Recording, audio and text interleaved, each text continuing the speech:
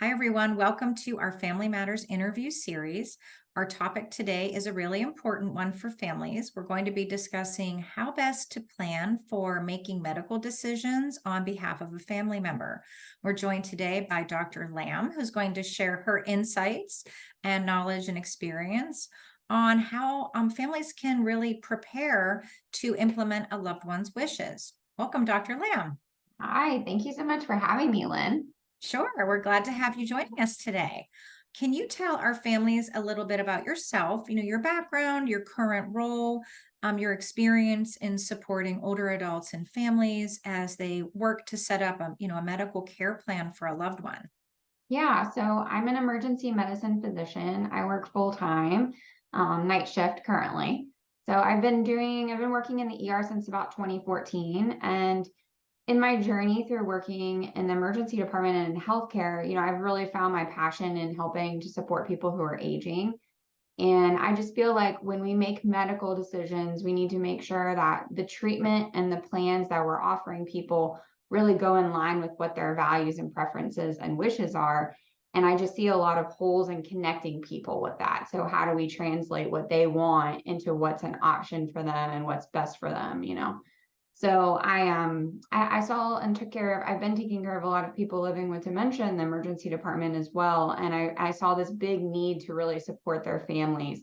So I outside of the emergency department, I also run a small business helping people create medical decision plans when they're going to be the person making medical decisions or involved if there are more than one person doing that work on behalf of someone living with dementia. There's a lot to learn. So I'm excited to be here and kind of teach some of that and talk with you about that stuff. Yeah, we're so excited to have you sharing some of these key points to help our families sort of prepare for the future. I know, as we age, we often have to start organizing and making plans, Mhm. talking with our family members about the things that are important to us, where we want to live, who's going to help manage our finances, and who's going to manage our medical decisions if we can't, are really important components to sort of getting ready as people age. If older adults and their families want to start, having these discussions and start preparing for the future, what are some topics that you would suggest to sort of get that dialogue going, get those conversations rolling? Yeah, so my time in the ER and my personality, I think I tend to be a little bit direct. We have to make really quick decisions in my job, and I've always just been kind of a straight shooter. And I think that as a society and a culture, if we could just normalize the fact that if we're not aging, then we're not alive, right? Great point. Okay. And with aging, the risk of not being able to speak for yourself and not being able to make your own medical decisions, either temporarily when you're injured or sick, or permanently if you suffer a really significant illness or injury or something like a disease that causes dementia, the likelihood of that is there. I would rather people think about this as a win situation and not an if situation. And so and then hope for the you plan for the worst and you hope for the best kind of a thing. So it's I think what we need to talk about more is about what living actually means to us and what quality of life means to us and what our value of that is, and what gives us a good day. That information can directly translate into medical decisions, and that it's something that we don't really talk about. And it's easier to talk about than going to someone and saying, well, what do you want me to do when you're dying and you can't make your own decisions?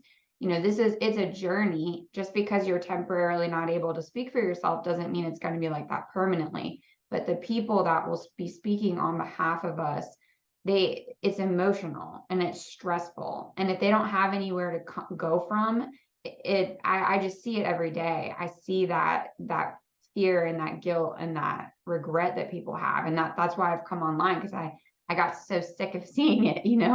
Um, so yeah, I think having conversations really about what a good day looks like to you, what are things that you wouldn't want to live with, things that you don't want to live without, what is quality of life, and does that matter to you? Because some people do value being alive more than they do quality of life. And that's a conversation that we need to know those things. So that's what I would say, really.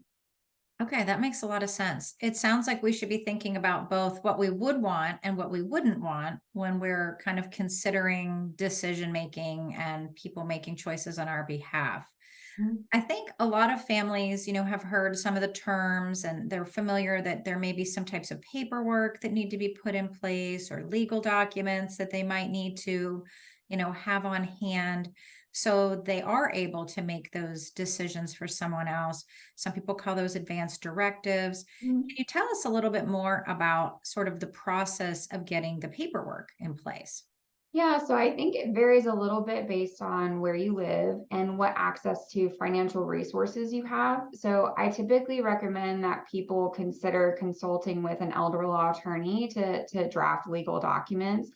I would like to say that attorneys are not physicians, and so the documents that are drafted are typically very generic and not specific. And I have I don't really have a problem with that. I think we should back up too. And so when we define advanced directives, there's a federal law that went in place, I believe it was like 1990, that basically said, hey, look, when people can't speak for themselves when they're sick, they should be able to say kind of what they would or would not want ahead of time. So we should be able to direct our healthcare in advance. So that's where advanced directives came from. There's really two types of documents, two things that come out of these documents. And one of those things is who is going to make your medical decisions when you can't speak for yourself. Extremely important to do. If people only do that, that would be good. You need to do that. Everyone over 18 should have someone documented that they would want to make their medical decisions, and make sure that they keep that updated over time. The other type of kind of directive or information that comes out of this is advanced healthcare directives. So things like the living will is very common. 5 wishes is another very common one. These will talk more about what types of treatments you would or would not want. I caution people though in stopping there. There's way more that's needed after these documents, because these documents typically, yes, they go into effect when you're not able to speak for yourself, but the language in them is really geared toward end of life. And they're, like I mentioned before, the journey through aging is oftentimes very long. And oftentimes we have to make big medical decisions about that would affect someone's quality of life or their length of life, but they're not actively dying. They're not in a coma, they're not in a vegetative state. We're trying to make decisions about whether or not we should start care that will prolong their life, and they're not actively dying. So the documents are there towards the end, but they don't always help us the whole way through. I can honestly say that like a living will or 5 wishes has never helped me make a medical decision with a family in the emergency department. And I've been doing this for almost 10 years now. So they're tools, but they're not a plan. And naming who you want to speak for you is very, very important. Yeah, I imagine you can't anticipate every situation, scenario, illness. So it must be kind of difficult to lay out and organize, if this, then that, Mhm. for someone to have a comprehensive plan in place. There's Mhm. just unforeseen circumstances that, I know folks really can't necessarily imagine or plan for. So are these living wills necessary to their health care, or and these power of attorney documents? Can you speak to that too? Because I know sometimes that terminology can be a little confusing to families. Do they Yeah. need a power of attorney to make a decision? So that's a good question. Each state has rules about who would by default make medical decisions on behalf of someone else if they don't have a document in place. Typically, it's either if a legal guardian or conservator has been appointed, that would be the first person, and then spouse or partner, and then children typically, and then it's blood relations from there. It does make it harder for me in the emergency department as a physician without that document, because I'm more likely, if the situation is gray and the person in front of me is saying, I don't think they would want this, it is harder to choose less aggressive care when you're not really sure that this is the person that is legally able to make the person's medical decisions. So medical power of attorney forms, yes, everyone should have one. Those are 100% necessary.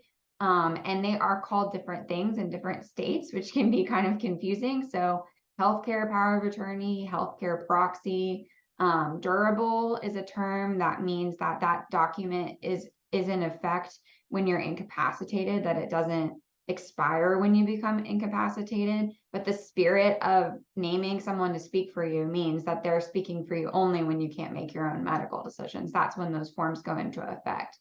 The wording on them can be a little tricky, so I encourage people to read those documents. And then you asked about the living will and whether or not people should have one. I mean, yes, I don't have any issue with people having a living will. I like 5 wishes a little bit better. I just, when you're thinking about these big decisions and treatment, I think there's more information that people need to make these decisions, which is another reason why I came online to help teach. But, and you mentioned too that you can't foresee everything. You can't. And putting it in the legal document, that could cause issues, right? So what I advocate people do is create a medical decision plan that's unique to them as a person, that isn't a legal document. It's more made with you and your decision maker. Or if someone's living with dementia, it's their decision maker that makes this plan. And it's all through becoming educated about the things that are most likely to happen and how we treat those things. So advanced directives are tools. They're not a plan. And yes, I think people should have them. That makes sense. So if I have a question, and I'm just thinking as you're describing this, is it best to have one person allocated as your decision maker? What if, you have 4 children and you don't want to be, I can see some families out there saying, hey, I have 4 kids. I don't want to pick one of my children over the other 3. I'll put them all down. Yeah. Is that a good idea or not such a great idea? Are there conflicts that arise when you have multiple sort of Yes. opinions in the mix? Yes, of course, there can be conflicts. It depends on the family. So every family is different, right? The dynamics between siblings, the dynamics between parents and their children. And so I would encourage you, when you're choosing a medical decision maker, that you choose someone that you can have conversations with, real conversations, deep conversations about what living means to you, about how you want your journey through aging to look, about your end of life. I think that it's important that this person realize that they're going to be stepping in to speak on your behalf and having to probably make some tough decisions. And it's stressful. So if you have a child or a family member who would never let you go, they probably, and that's not what you want, and those values don't align, then you're not going to want to name them as your medical decision maker.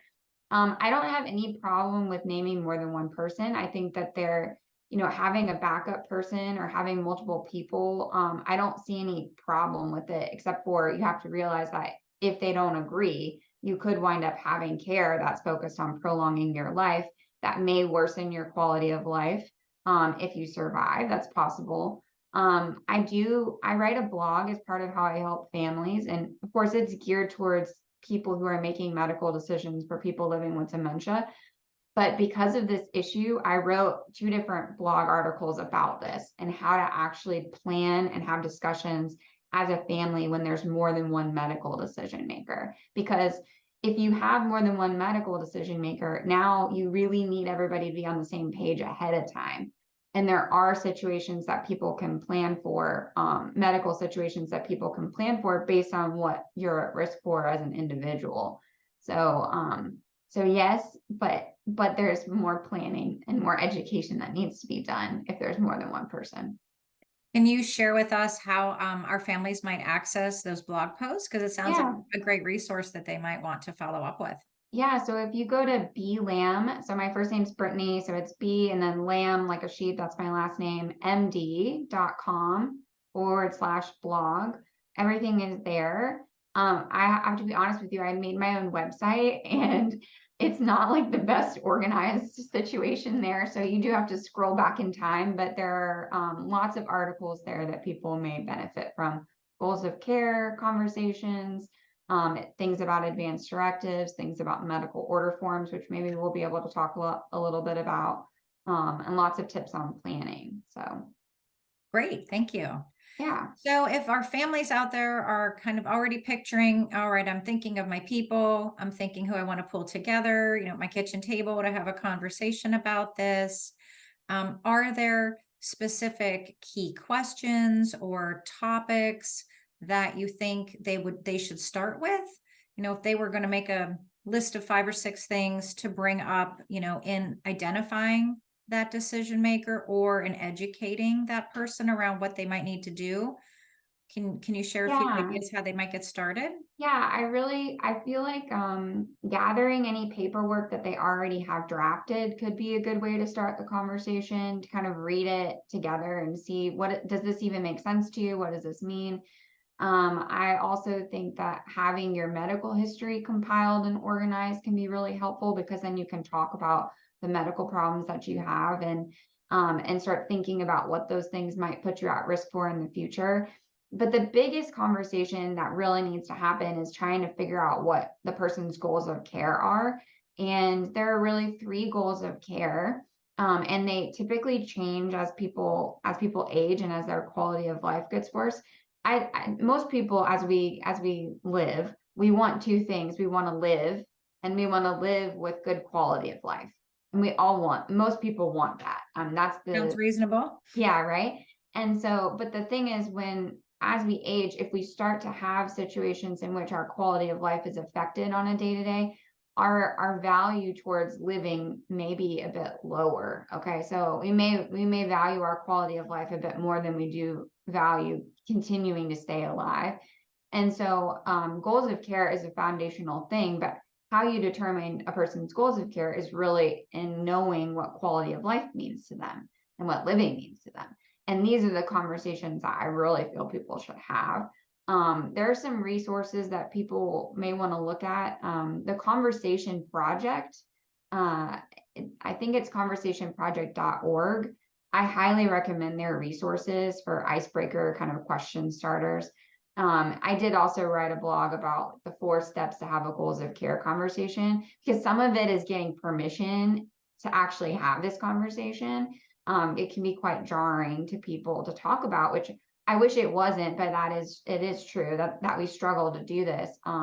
My family isn't like that, which is probably part of the reason why I'm here and why I work in the emergency department. But yeah, it can be really tough. So, and that's also why when you're choosing a medical decision maker, you really have to pick someone who you can talk to.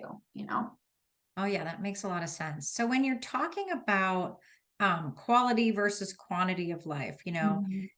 the first thing I think of is pain and pain management. So Mhm. that to me would be something, I would want to have included maybe if I had an illness or a diagnosis that was going Mhm. to lead to a lot of pain down the road, would I want, my pain managed and my life extended, or would I not want specific measures taken, knowing that the pain might get worse over time?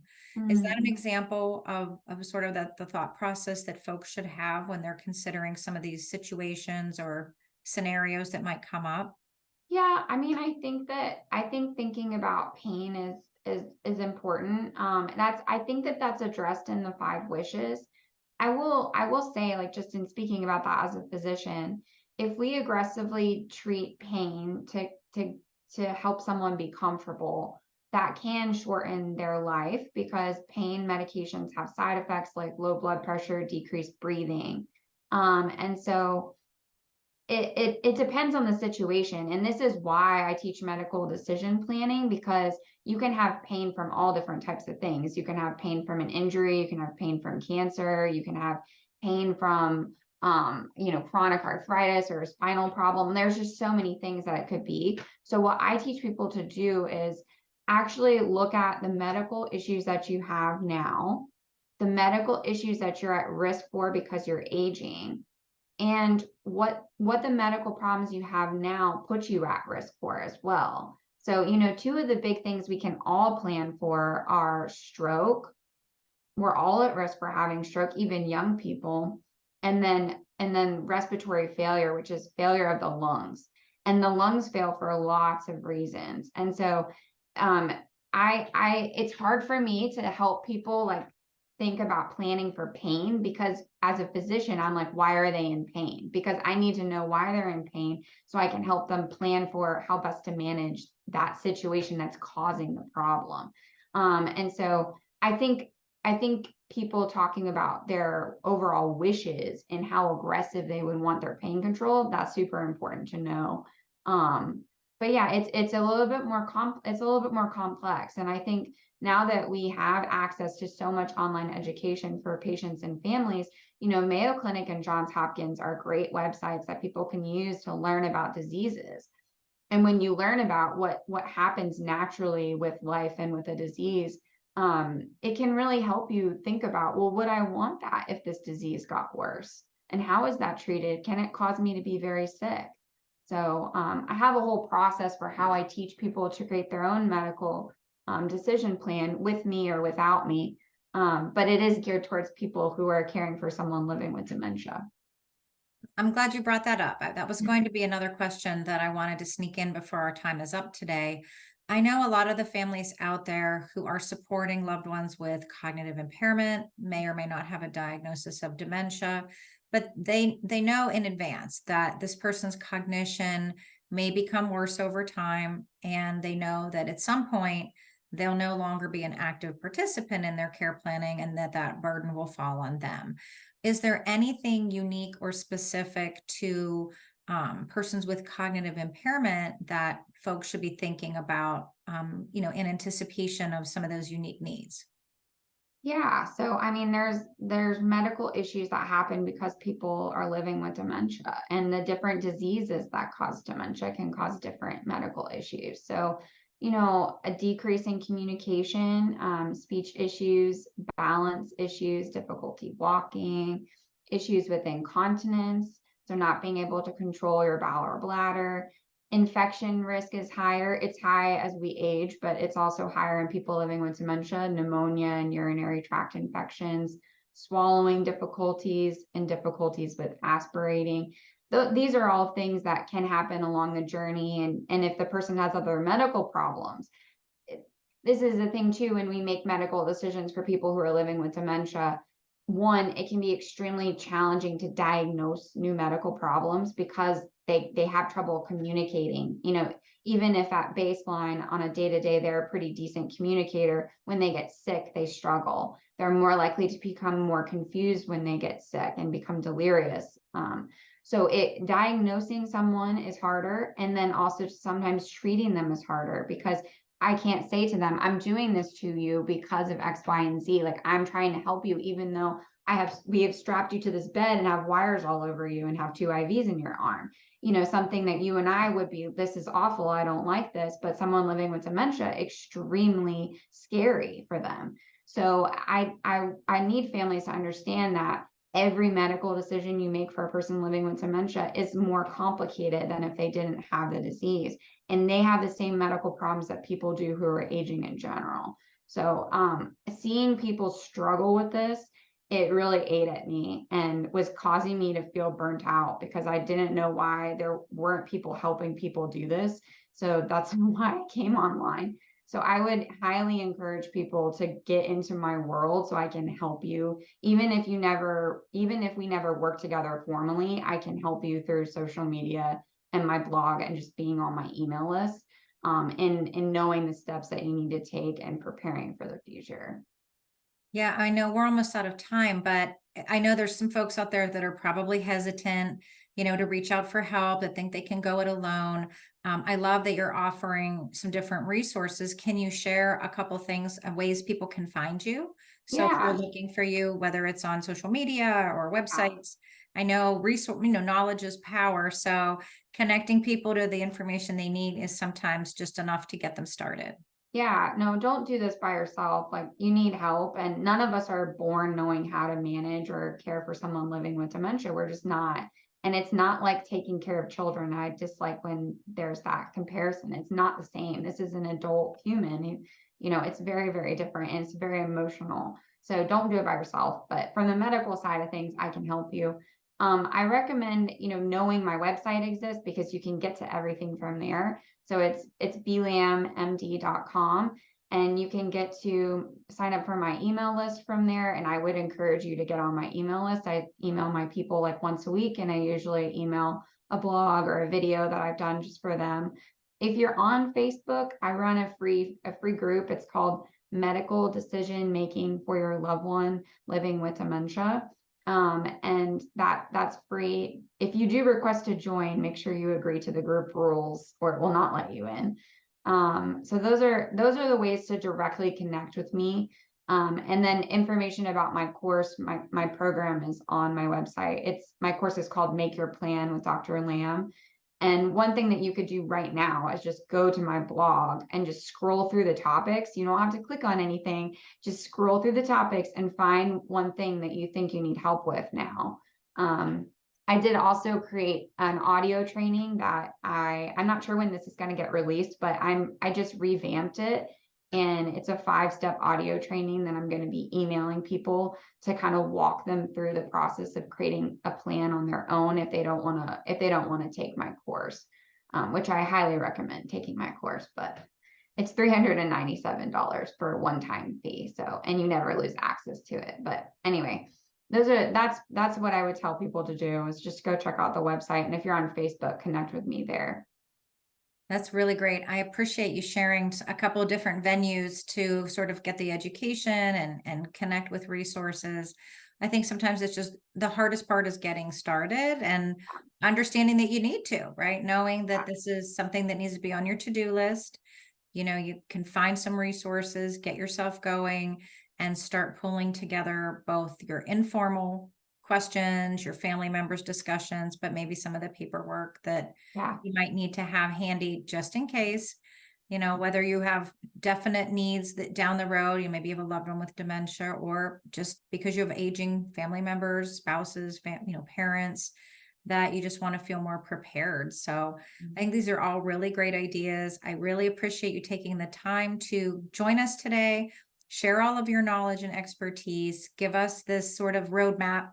It seems like a good action plan for anyone out there who, may need to start pulling together some of these resources and have them just in case.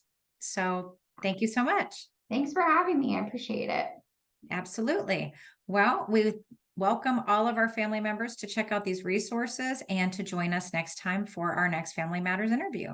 Thanks, everybody. Wishing you all a great day. Thanks for taking the time to join.